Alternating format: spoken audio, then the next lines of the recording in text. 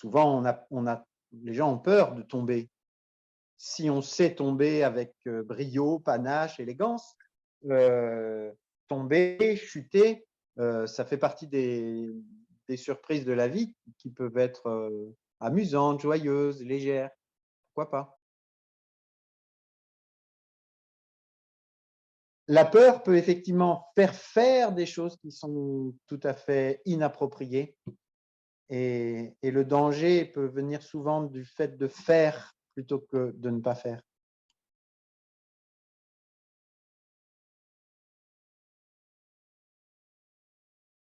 Comme tu le sais, moi je suis un fervent admirateur du corps humain en mouvement, mais aussi du corps humain un peu dans toutes ses dimensions. Et quoi qu'il arrive, les manifestations du corps, ou même de l'esprit, ou en tout cas de la biologie, j'aime bien toujours voir en premier les bonnes raisons pour lesquelles il y a une manifestation.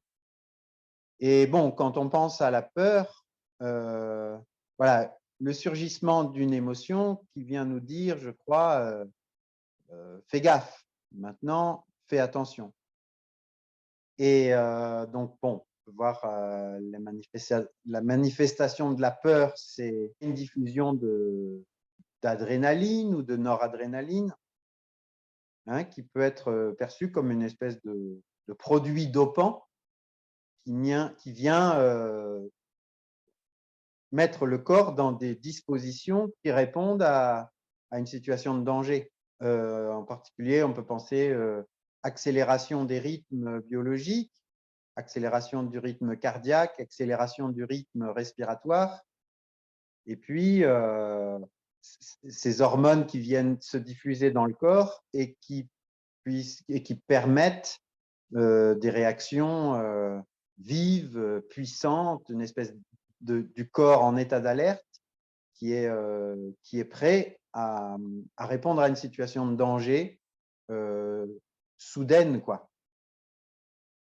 Hein, j'ai pu lire ou entendre des exemples de situations où un chien méchant surgit et la petite jeune fille inexpérimentée, tout d'un coup, fait un bond incroyable pour sauter par-dessus la barrière et se sauver la peau. Donc voilà, de ce point de vue-là, la réaction, le surgissement de l'émotion et la réaction corporelle peuvent être vraiment intéressantes, quoi. Alors on peut penser aussi un petit peu comme la douleur, hein. D'un coup, il y a quelque chose qui se passe, on a mal, et puis des fois, la douleur devient chronique, c'est-à-dire le corps, soit par habitude ou par erreur d'interprétation, se met à donner une réponse, toujours la même, alors que la situation n'est plus appropriée. Donc là, on peut penser, par exemple, un peu de la même manière, la peur qui alors devient chronique, une angoisse récurrente, ou voilà, des manifestations de la peur qui surviennent quand elles sont, alors que la situation ne l'appelle pas. Donc là, on peut voir alors la peur comme une espèce de chose sclérosée. Et évidemment, voilà, les réactions biologiques de la peur, elles sont très intéressantes dans un temps court. Sur du long terme, certainement que c'est très fatigant, prenant, et à un moment donné, le corps ne peut plus répondre à la situation qui, si elle est momentanée, ponctuelle, dans un temps court, ça va bien. Si elle s'étale sur du long terme, alors à ce moment-là, la peur qui se sclérose, qui reste, voilà, alors le corps ne peut plus répondre à ça. Et là, évidemment, on aurait de bonnes raisons de vouloir se détacher de ça.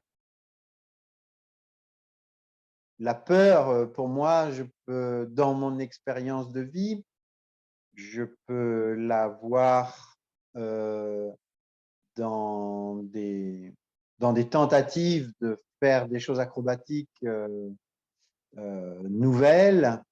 Par exemple, je pense c'est les premières fois où j'ai sauté sur une bascule, parce que c'est qu'une bascule.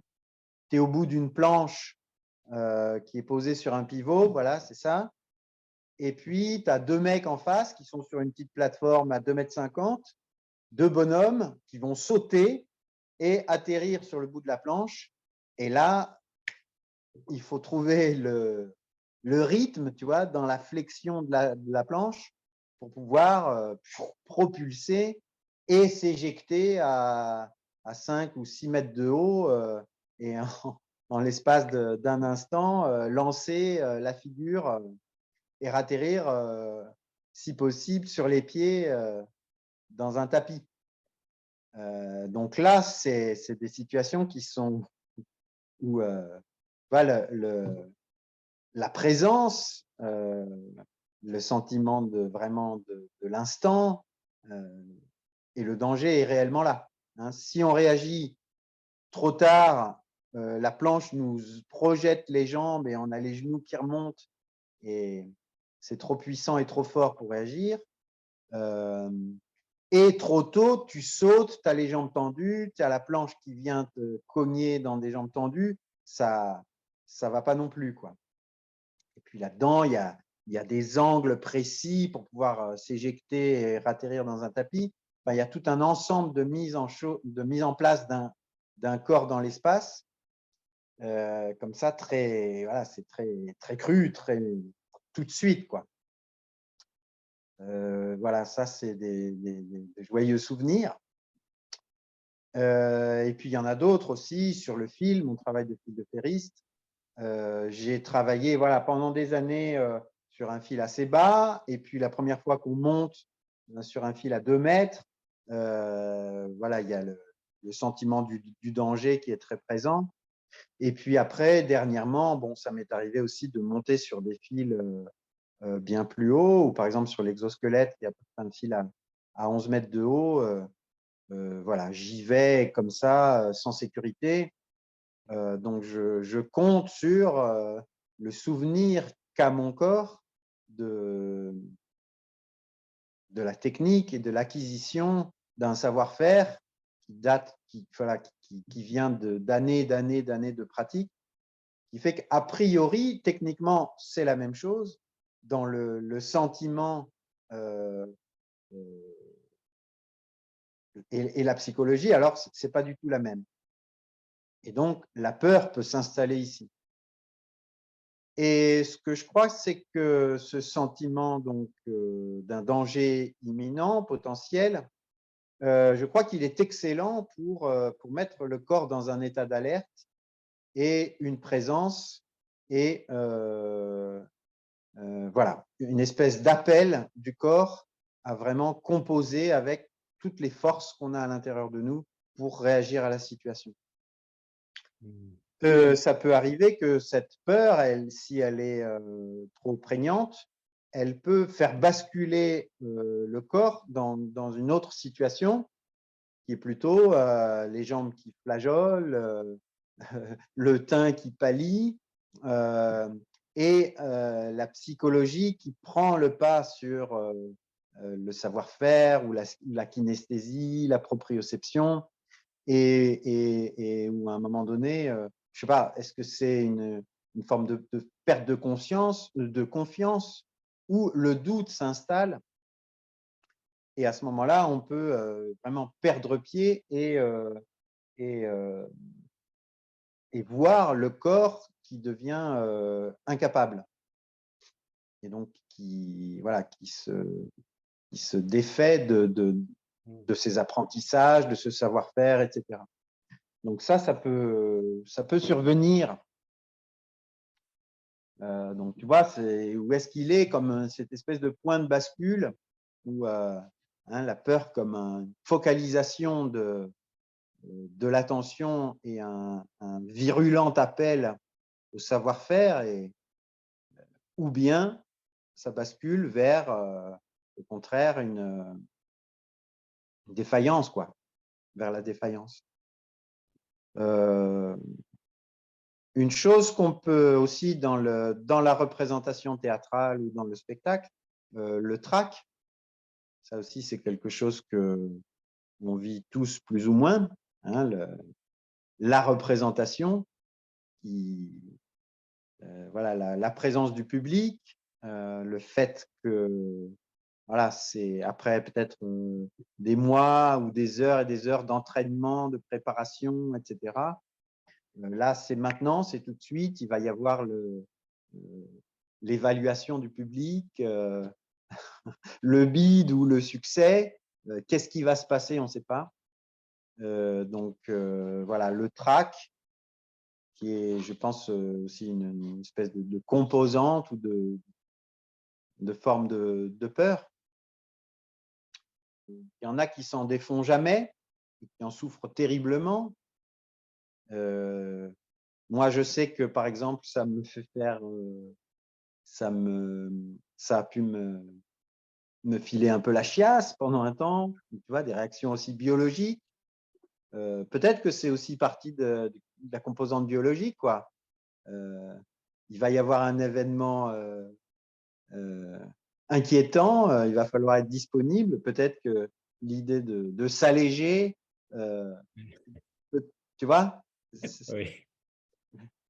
voilà, avec l'expérience, pour moi, le trac a été de moins en moins une gêne, mais aussi parce que peut-être aussi le rapport avec le monde du spectacle, de la scène, etc., c'est plus ou moins allégé aussi, où disons, l'enjeu de la représentation peut aussi être de plus en plus léger, là où des considérations aussi peut-être égotiques personnelles peuvent faire place à une forme de générosité, c'est-à-dire, voilà, on se donne. Et à ce moment-là, l'idée de la générosité, je pense aussi, peut alléger la situation. C'est-à-dire, on se donne, on a fait ce qu'on a pu, on a bien travaillé autant qu'on a pu, on en est là où on en est, et on fait une proposition généreuse. Et puis, il appartient au public ou aux autres de le prendre tels qu'ils sont ou pas. Et à ce moment-là, il y a quelque chose aussi qui nous appartient moins. C'est-à-dire, je pense, là, en particulier avec le trac, mais peut-être qu'on peut faire des parallèles avec d'autres formes de peur. On donne ce qu'on peut, on fait du mieux qu'on peut, on est qui on est aujourd'hui. Et puis, aller à Jacta Est, on pourra voilà, se détendre un peu avec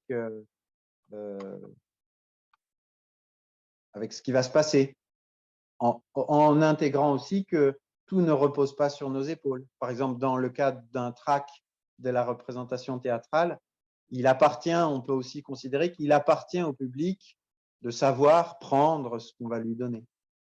Donc quelque chose qui peut être aussi plus partagé et moins angoissant, je crois. Oui, c'est intéressant cette histoire d'alléger le poids, en l'occurrence le poids psychologique. Hein, donc le risque d'un jugement négatif reste le même, hein, mais sa valeur, son impact est allégé. Ouais, j'imagine que dans le cas d'une chose dans la compétition, par exemple, la peur de perdre, je pense aussi aux samouraïs ou bien, tu vois, cette philosophie orientale dans laquelle le samouraï, il sera vainqueur s'il aura tout donné de lui-même. Tu vois, il sera vainqueur vis-à-vis de lui-même. Peu importe s'il se fait couper la tête, même s'il se fait couper la tête, il sera quand même vainqueur parce qu'il aura donné tout ce qu'il pouvait de lui-même. Et si la valeur de son adversaire est plus importante, peut-être qu'il se fera couper la tête. Cette force de la générosité, cette force du don, on pourrait même, ça m'évoque presque une disposition d'amour, en fait, hein, une force d'amour presque, parce que c'est là, l'amour, c'est ce qui se donne. Hein, enfin, Ouais, tout à fait, ouais. Et du coup, on peut imaginer, tu ne l'as pas mentionné, mais réintégrer la notion de plaisir qui pourrait compenser l'appréhension. Est-ce que c'est quelque chose qui a du sens pour toi? Je pensais surtout au spectacle, évidemment. Ouais, absolument, absolument. Et même en général, c'est vraiment très difficile de se départir d'une émotion ou et en particulier d'une émotion négative.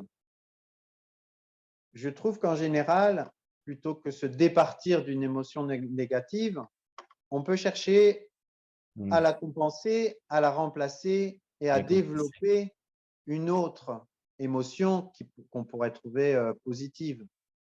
Et là, effectivement, dans le cas du trac et de la représentation, le don de soi, la générosité, le désir de partage ou d'amour, comme tu l'évoques, je pense peut être un véritable moyen de compenser la peur et l'angoisse de déplaire. Et dans le cas de cette situation où je suis sur ma plateforme à 11 mètres de haut et que je vais faire mon premier pas sur le fil, c'est la même chose. Tu vois, qu'est-ce qui va faire que je vais faire ce pas et donc que je vais pouvoir profiter de cette peur, enfin, de cette situation de danger qui met mon corps absolument dans une présence, dans la conscience de l'instant et cette invitation à vraiment chercher tous mes potentiels pour pouvoir le faire, eh ben, c'est aussi le plaisir de le faire, le plaisir de parcourir un fil, tu vois, cet immense sentiment de liberté dans cette contrainte. Donc ça aussi, c'est peut-être intéressant, je ne sais pas, à faire le parallèle. Le fil, par exemple, c'est une contrainte absolue qui donne un immense sentiment de liberté quand cette contrainte, elle est appréhendée, vécue et qu'elle a été voilà, apprivoisée. On pourrait dire la liberté, c'est souvent issu de apprivoiser une contrainte, apprivoiser des contraintes. La première chose que tu m'avais dite, c'est que techniquement, c'est la même chose que le fil soit à ras de terre, à 1 mètre ou à 10. Ouais. Qu'est-ce qui change? C'est ce qu'on se raconte? Qu'est-ce qui change dans l'expérience? Ouais, je pense que ce qui change, c'est la projection de la chute.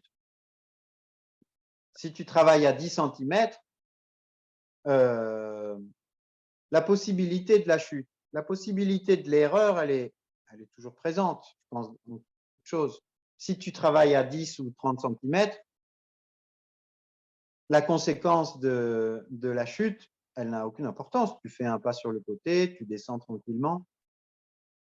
Quand tu commences à monter un peu plus haut, moi, ce que j'apprends à mes élèves, c'est apprendre à tomber.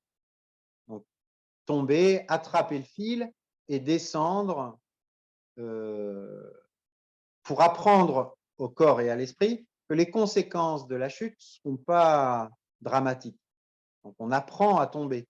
Hein, comme un acrobate, qu'est-ce qu'il commence à faire? Il apprend à faire des roulades, il apprend à tomber, il apprend tu vois, ou un aïkidoka, il apprend à tomber. Et quand on sait très bien tomber et que tomber, chuter est une chose possible, facile, ben, c'est ça, on n'a plus peur de tomber. Souvent, les gens ont peur de tomber. Si on sait tomber avec brio, panache, élégance, tomber, chuter, ça fait partie des surprises de la vie qui peuvent être amusantes, joyeuses, légères. Pourquoi pas? Hein, on a vu hier une belle chute de Suzanne, tu vois, je crois qu'elle a 75 ans, déboulée comme une dingue dans le studio.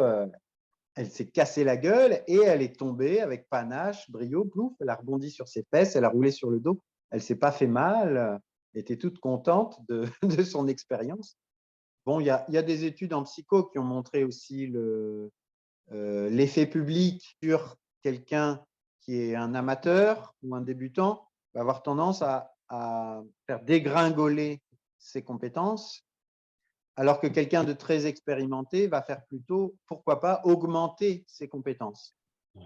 C'est-à-dire la situation d'un public qui peut être du coup associé à une peur, un enjeu, le trac. Chez les gens très expérimentés, ça a plutôt tendance à les booster et à les rendre encore meilleurs que à l'entraînement chez eux tranquillement, etc.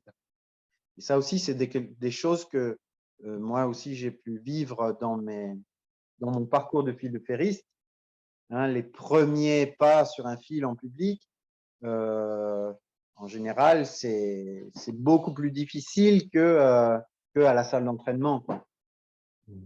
Et puis, avec l'expérience, après des années et des années, à un moment donné, sans doute aussi ce désir, ce don, cette générosité, l'emballement, le public, la musique, tout est là en place.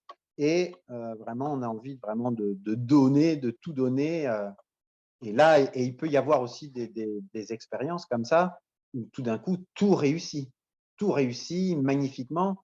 Et on a même ce sentiment que tout ne peut que réussir. Et je pense que ça, l'adrénaline est là, il est certainement pour quelque chose. Vraiment, à un moment donné où on sent que, bon, on a bien travaillé, tout est là, tout est en place. Tu vois, ce sentiment où le temps s'écarte et où on a le temps et où on voit et les compétences sont là et on a vraiment l'impression que tout réussit magnifiquement, quoi.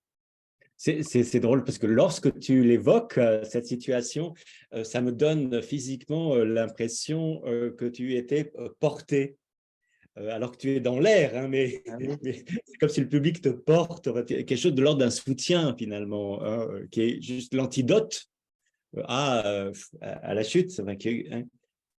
C'est intéressant ces compensations et ces inversions. Ouais, tout à fait. Bah, bon, alors là, on fait des parallèles qui sont intéressants.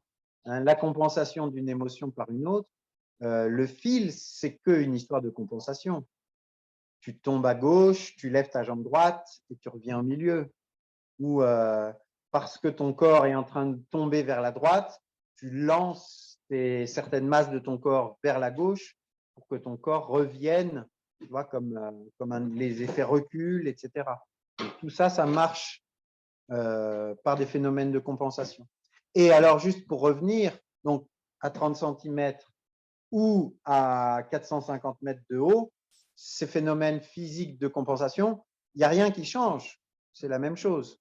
Il y a des petites nuances dans le regard et l'appréhension de la verticalité. Ça, des fois, ça peut changer un peu. Qu'est-ce qui change? Donc, c'est la psychologie. Donc, effectivement, la perspective de la chute ne donne pas du tout les mêmes résultats. Alors, moi, par exemple, sur le fil, mon sentiment, c'est un peu comme si mon couloir de possibilités se resserre un peu comme ça. C'est-à-dire, sur un fil bas, je peux être vraiment mon corps axial, par exemple, voilà, la partie centrale de mon corps peut être tout à fait désaxée et le fait que j'ai une jambe de l'autre côté et les bras qui peuvent faire des grands moulinets, je sais que je suis encore dessus. Et que donc j'ai des possibilités de retour comme ça, comme si je pouvais naviguer comme ça dans un espace un peu vaste à droite et à gauche, parce que j'ai travaillé pour que, hein, tu vois, donc les possibilités de récupération de la chute sont assez importantes. Et plus je monte en hauteur, et plus un peu ce couloir que je me permets à moi-même, je le fais rétrécir comme ça. Sur le fil en haut à 11 mètres, par exemple, si mon corps est très vertical, mais que mes bras sont un peu au bout des possibilités, je me dis, oula, je ne vais pas aller plus loin. C'est un peu comme si le couloir des possibles se restreint comme ça. C'est comme des marges de manœuvre, hein. Voilà. Mais encore une fois, ça, c'est Mais moi-même qui m'autorise ou c'est les pas. sécurités. Voilà, une sécurité. Ouais, ouais. Et donc, je reste vraiment très central. Et donc, évidemment, je ne me permets pas pas les mêmes choses. Tu vois, 30 cm, j'hésite pas à sauter comme un cabri ou à multiplier des figures, à faire des tours sur moi-même tranquillement. Par exemple, là-haut sur le fil à 11 mètres, je n'ai jamais fait un demi-tour sur le fil. Tu vois, un demi-tour sur place, je ne l'ai jamais fait. Peut-être que je vais m'y mettre, mais je n'ai pas eu encore suffisamment l'audace pour faire ça. Et pourtant, c'est quelque chose que je fais vraiment. Maintenant, c'est quelque chose de très facile sur un fil bas ou même sur un fil à 2 mètres. Mais là-haut, je ne me suis pas encore permis ça. Et c'est drôle parce que, par exemple, dans un demi-tour, il y a ce moment où tu perçois la situation, tu vois bien le câble en face de toi. À la fin du demi-tour, c'est pareil, tu vois le bout du fil, tu vois le câble devant toi. Entre les deux, il y a ce moment d'inconnu. Tu es dans l'air, tu lances quelque chose et avant que ce soit fini, on ne sait pas. Et on est soumis là aussi à une certaine part de chaos.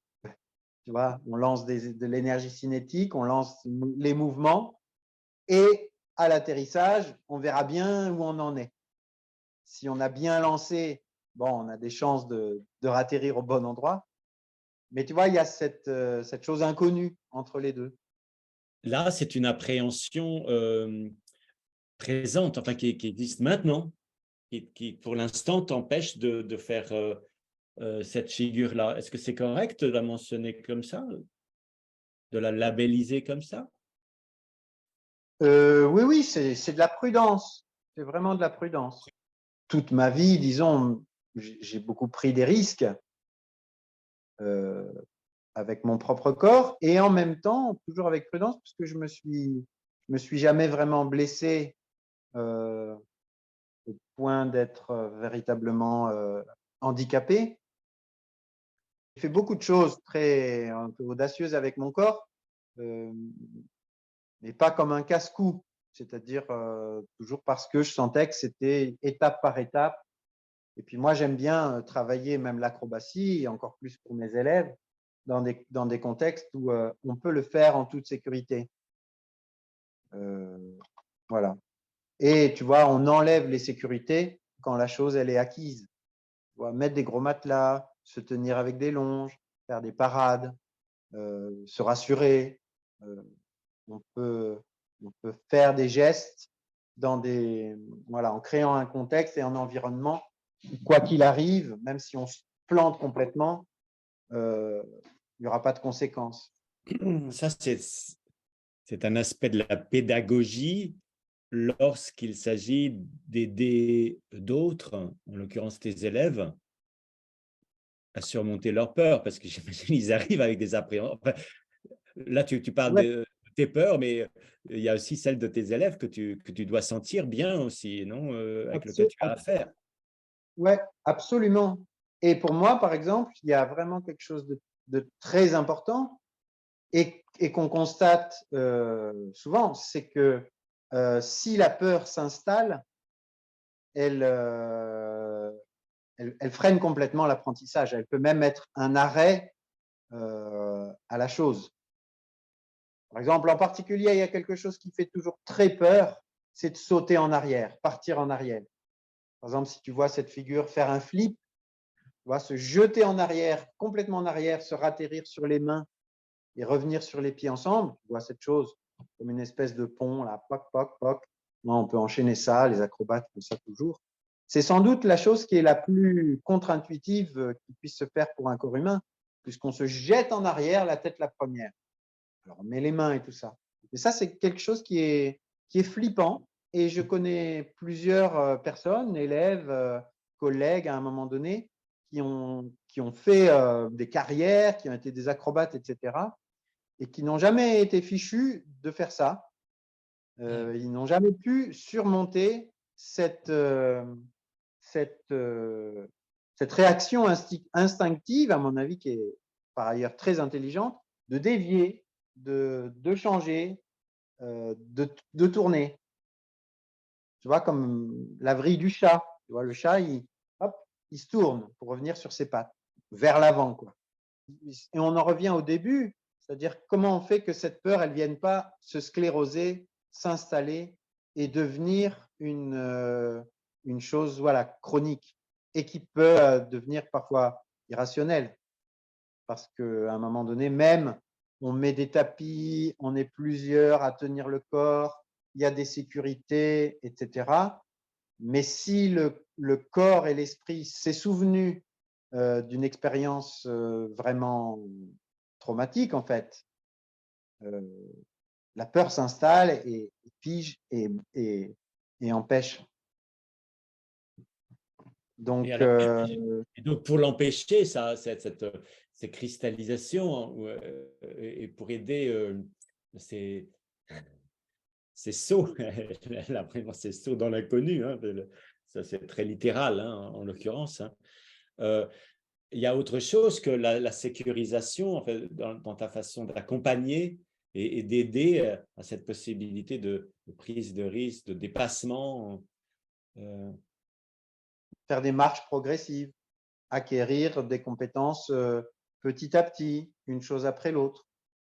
Par exemple, pour faire ce saut en arrière, ce flip en arrière, on peut développer comme ça un petit protocole méthodologique qui commence par se jeter dans un matelas qu'on aura mis à 1 mètre de haut, se jeter en arrière, voilà, lancer les bras, ou s'asseoir et puis faire une roulade, ou bien, tu vois, se jeter dans le tapis et ensuite faire quelque chose. Ou alors, je fais aussi beaucoup, c'est-à-dire on prend à plusieurs, on porte une personne qui fait rien, qui s'installe, qui ne fait rien du tout, et on va la poser sur les mains. Et là, donc, on fait comme une visite guidée du voyage, du chemin. Et ça, on peut le faire beaucoup. Et même ça, des fois, c'est un peu flippant. Alors que vraiment, il n'y a rien à faire. Tenir grand, mettre les bras au-dessus de la main, faire rien attendre. Et dans cette attente, on peut voir aussi, est-ce qu'on fait vraiment rien ou est-ce que quand même on réagit. Donc des fois, il y a aussi apprendre à ne pas faire. Ça fait aussi partie des choses. Tu vois. Et il y a beaucoup de situations où le danger ne vient pas de ne pas faire, mais il vient de faire. Par exemple, d'autres expériences aussi, quand on monte sur une boule, tu vois, une boule d'équilibre. C'est aussi flippant, une situation tout à fait inconnue, flippante. La boule est complètement instable et puis il faut apprendre à bouger les pieds pour se replacer au sommet de la boule. Et en même temps, et donc du coup, ça, si on ne le fait pas bien au début, on dévale et ça tombe. Et en même temps, cette boule, elle est grosse, elle est un peu lourde, elle a de l'inertie. Et en général, quand ça se casse la gueule, il y a le temps. Il y a le temps de voir que ça tombe. Et puis en général, on peut descendre tranquillement et descendre dans les tapis. Et en même temps, il y a un vrai danger dans le cirque, on se méfie parce que c'est un truc qui peut s'acquérir assez facilement en quelques séances. Tu vois, les enfants, ils arrivent à le faire. Il y a un véritable danger qui est dans le fait de, parce qu'on est en train de tomber, on réagit très fort, on fait des trucs et on envoie la boule sur le côté et là, on peut tomber vraiment et se faire mal. Donc là, par exemple, ça c'est un exemple typique où la peur, dans une situation inconnue, provoque une réaction et c'est cette réaction qui met le corps en danger. Alors que si on faisait rien, on arrête, il y aurait le temps et on pourrait descendre tranquillement. La peur peut effectivement faire des choses qui sont tout à fait inappropriées et le danger peut venir souvent du fait de faire plutôt que de ne pas faire. Des réactions qui sont trop fortes, trop vives ou qui répondent mal à la situation. et qui sont des réactions réflexes, enfin qui ne sont pas des c'est pas forcément des choix, enfin des choix élaborés. Parce que dans les situations que tu décrivais, je vois beaucoup le système nerveux opérer. Tout à fait. Et on pourrait dire que je pense que c'est dans le cas de la boule ou du fil, c'est des situations du système nerveux qui pourraient être opérantes et essentielles dans un environnement dans lequel la personne a toujours vécu et qui devient inopérante dans la nouvelle situation. On pourrait dire, tu vois, le corps qui réagit avec les moyens qu'il a habituels sans avoir intégré que la situation est différente et qu'elle propose une nouvelle appréhension du monde. Et alors, tout à l'heure, tu avais envie d'évoquer une fois où je ne sais pas le mot que tu as utilisé, où tu t'es ramassé, où tu…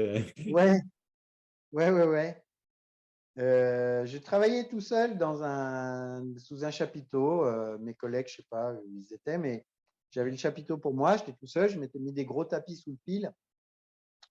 Et puis, je pars dans un entraînement et je ne sais pas, je fais un faux pas et je pars avec force et vitesse et je me casse la gueule en arrière. Et à côté des tapis, c'était du goudron.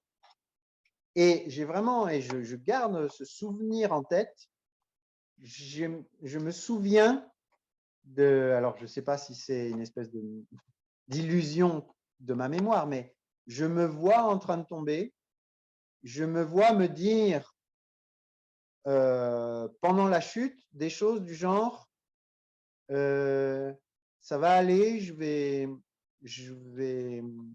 rester vivant. Peut-être je vais me casser quelque chose, mais je ne vais pas mourir. Et en fait, je me suis ramassé l'épaule, donc vraiment sur le bord du tapis. J'ai fait une espèce de roulade arrière et je ne me suis rien fait du tout. Donc, ça, c'est vraiment hyper tranquille. Je pense que là, vraiment, où j'ai vraiment eu une espèce de montée d'adrénaline soudaine, quoi. Vraiment, la situation de danger qui apparaît en un instant et mon corps qui se met dans un état de conscience super spécial et où j'ai l'impression de voir tous les mouvements, comment ça roule, comment ça tourne, comment est mon corps, mes jambes, les machins. Comme si vraiment le film est revu au ralenti. Et je me vois vraiment penser à un moment donné, ah non, ça va aller, je ne vais pas mourir. Tu vois, des trucs comme ça, tu vois, une espèce de… Alors que, je veux dire, je me serais pété le bras ou la jambe, je n'aurais pas été content du tout, hein, mais le fait que la mort est une option que je puisse écarter, ça, c'était déjà une grande satisfaction à ce moment-là. Et c'est donc que juste avant, sans doute que ça a été une option peut-être envisagée, tu vois, pendant un court instant. Ce qui est vraiment mystérieux, c'est comment les dés, enfin comment ça peut tomber d'un côté ou de l'autre. Comment ça peut… La réaction peut être celle d'une présence supérieure ou au contraire un raidissement et ça tient à quoi? Il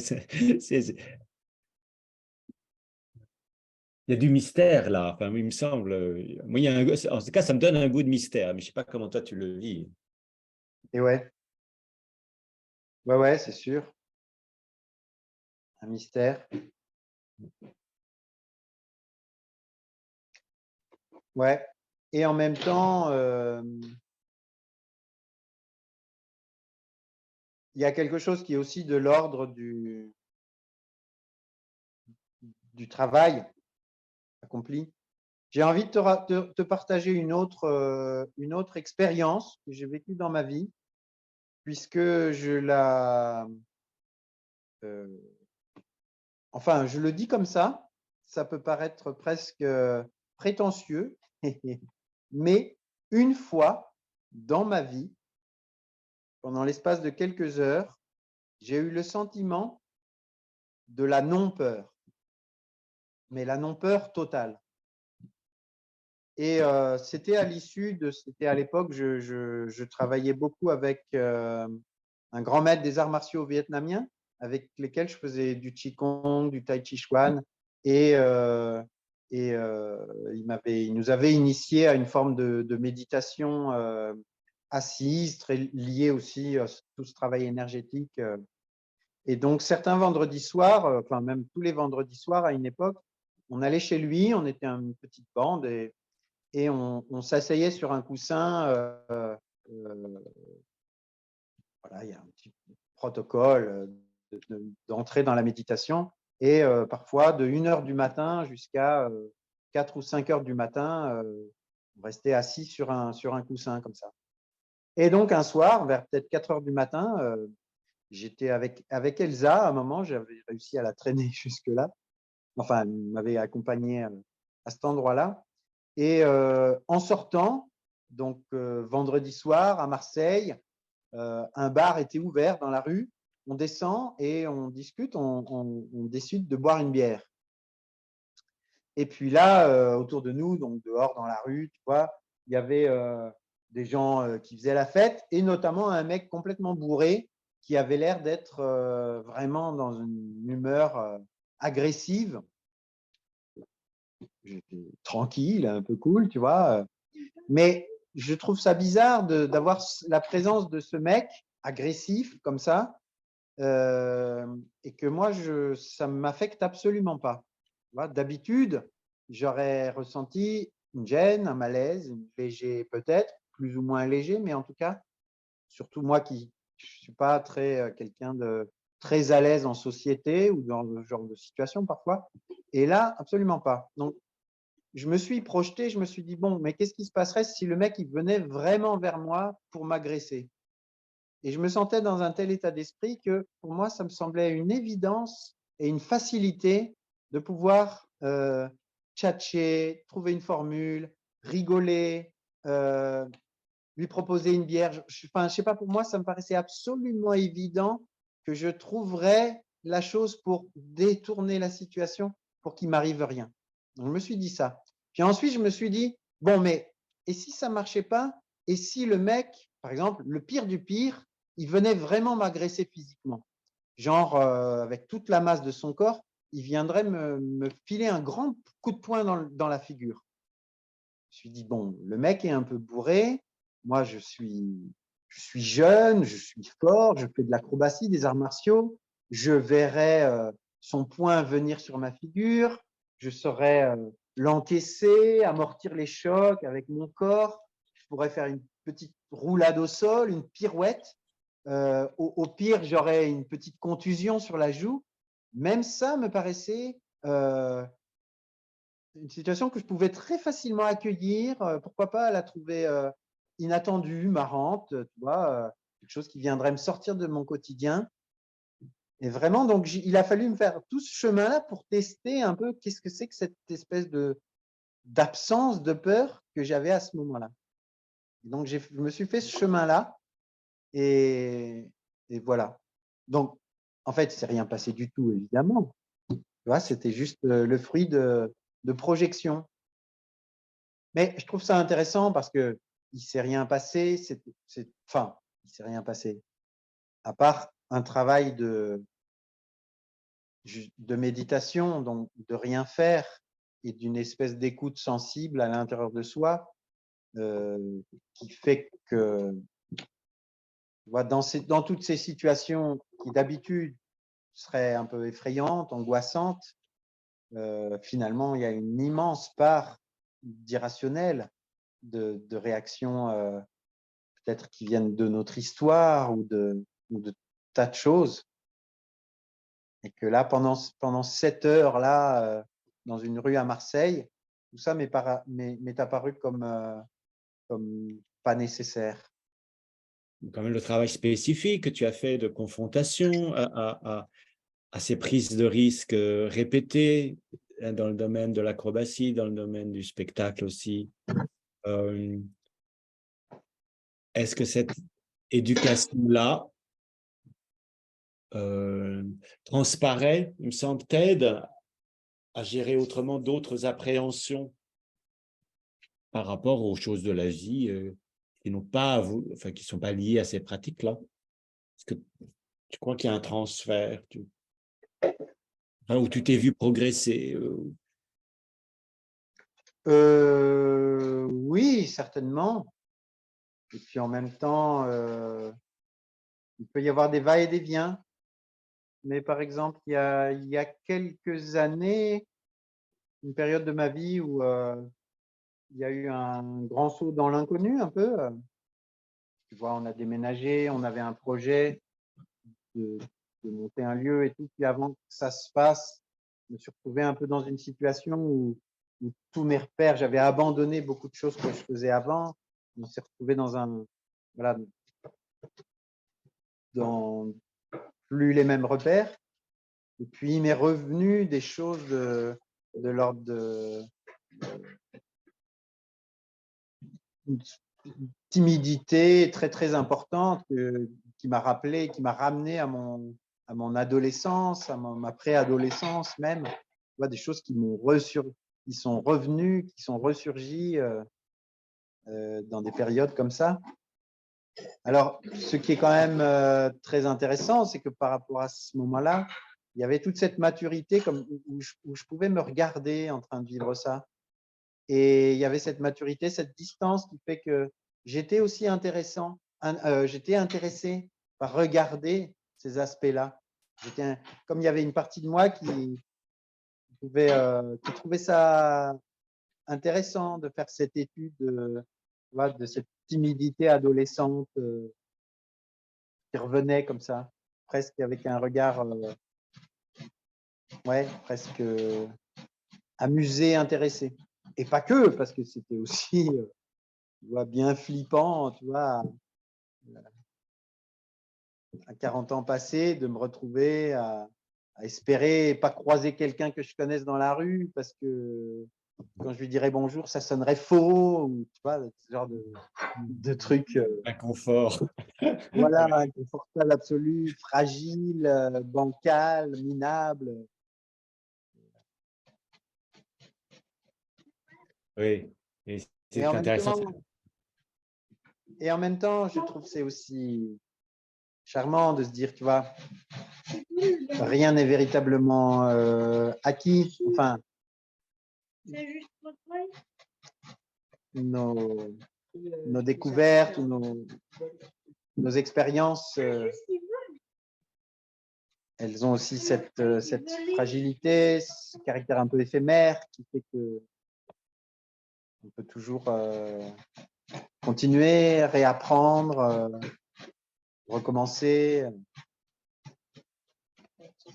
Oui, Voilà. c'est pas un passeport éternel à la sécurité. Ouais.